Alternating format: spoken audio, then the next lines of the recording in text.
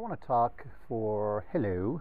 I want to talk for just a couple seconds on a subject that comes up over and over and over again. And usually I just let things kind of roll off me. It's not that big a deal. And really, this isn't any big a deal. But there's a lot of talk out there about trading addictions or swapping addictions. And the vast majority of the times that comes up, it's meant as a compliment. It's certainly not meant as a derogatory thing. People say, well, it's so great for you that you switched addictions, or that you went from a running or from an alcoholic addiction to a running addiction, or you harness the energy of your compulsive personality into something positive instead of negative.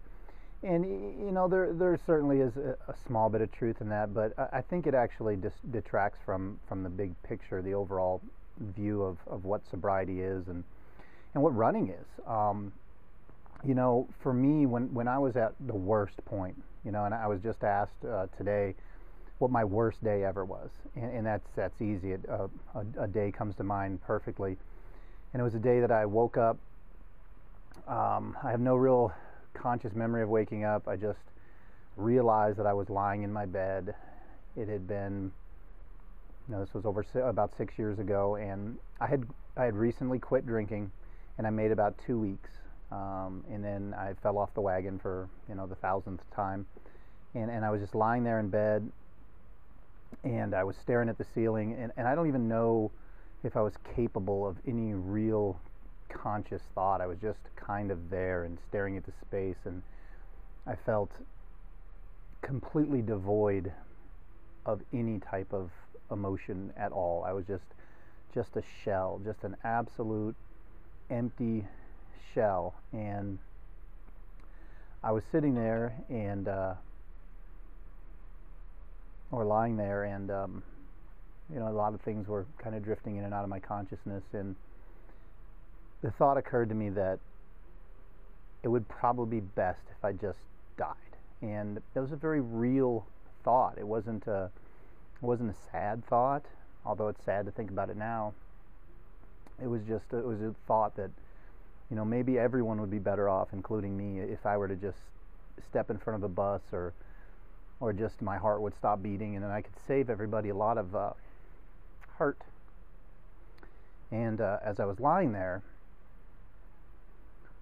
I heard a noise, and it was an actual noise, something I auditorily heard. And as soon as I heard it, it was kind of a dull thud or a popping sound. And the second I heard that, I just felt all of the blood drawn out of my face. That feeling like your stomach just sinks down to your feet, and it just, everything that was in me, every thought or every piece of determination or will I had, just went away in that instant. And I felt I'd just totally given up in that second that there was any hope for me. And wow. So I think that that sound was the sound of my soul snapping and actually shattering. And that was the moment when I knew the stakes of the game that I was in. And I don't think I had much chance to think about anything else, because as soon as I got to that point, I started shaking violently, and I got up and I ran to the bathroom, and I slipped on the floor, and I was trying to get to the toilet before I vomited all over myself, which is something that I was in the habit of doing at that point in my life quite regularly. And I slipped and I fell on the floor, and I was throwing up into the toilet, and I just did that for a while, and I leaned back, sitting on the floor, leaned back into the wall, and I sat there and I whispered, "Help me. Please help me." And I knew that I was in trouble, and things had to change for me, and that I could decide to just die and go away, or I could stand up and fight, and I chose to fight. And I described that day as the worst day of my life.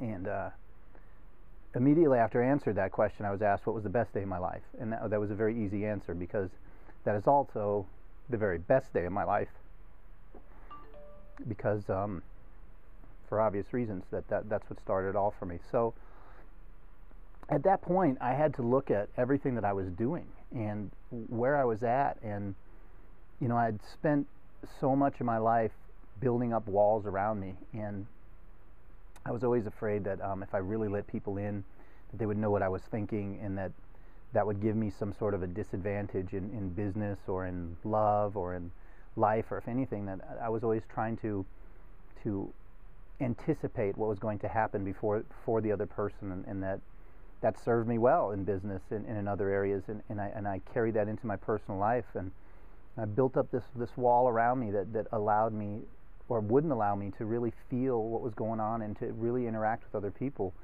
And those walls eventually made me 320 pounds and drunk and desperate and depressed. And I had to tear down those walls and expose my soul to the world.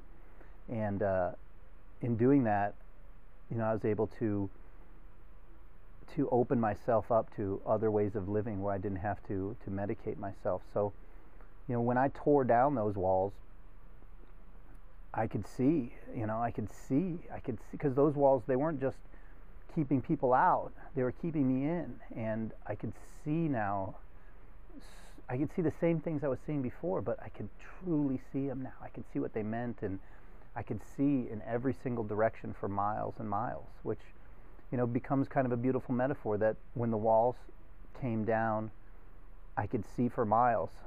So I just started running, and I didn't trade addictions to running. I merely was able to apply myself in any area that I wanted to, because I was no longer enslaved by addiction.